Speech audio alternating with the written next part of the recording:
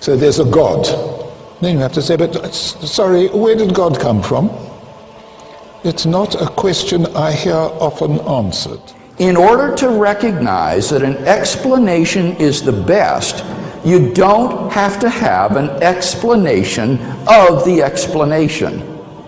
In order to recognize that an explanation is the best, you don't have to be able to explain the explanation.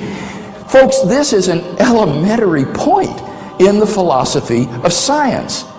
Suppose astronauts were to find on the backside of the moon a pile of machinery there that had not been left by American or Russian cosmonauts. What would be the best explanation for that machinery?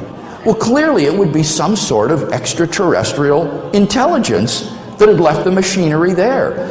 And you don't have to have an explanation of who these extraterrestrials were or came from or how they got there or anything of that sort in order to recognize that the best explanation of this machinery is intelligent design. In order to recognize an explanation as the best, you don't have to have an explanation of the explanation. In fact, when you think about it, requiring that would immediately lead to an infinite regress of explanations. You would need an explanation of the explanation, but in order to recognize that as best, you need an explanation of the explanation of the explanation, and then an explanation of the explanation of the explanation of the explanation, and so that nothing could ever be explained. One of the outdated philosophical cliches, in my opinion, is that, well, who created God? We hear that all the time, and they think it's a baseball bat against the theists. But it's made of sponge. And let me tell you why. If we say, what caused the cause that caused the universe, then let's continue. What caused the cause that caused the cause that caused the universe? Let's continue. Then what caused the cause that caused the cause that caused the cause that caused the universe? Let's carry on. Then what caused the cause that caused the cause that caused the cause that caused? And that goes on and on and on backwards.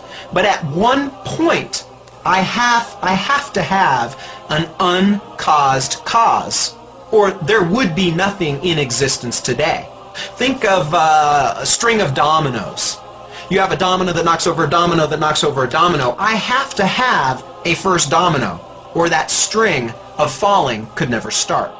So in essence, to claim who created God or what caused the cause of the universe is equivalent of saying that we don't have a universe. That we don't have a universe. That we don't have a universe. Remember the premises of the argument I gave. Everything that begins to exist has a cause. Something cannot come into being out of nothing. But if something is eternal and timeless, then it doesn't fall under that first premise. It doesn't need a cause. And the concept of God is the concept of an eternal, self-existent, necessary being, and therefore the answer is simply that God is uncaused. He is self-existent.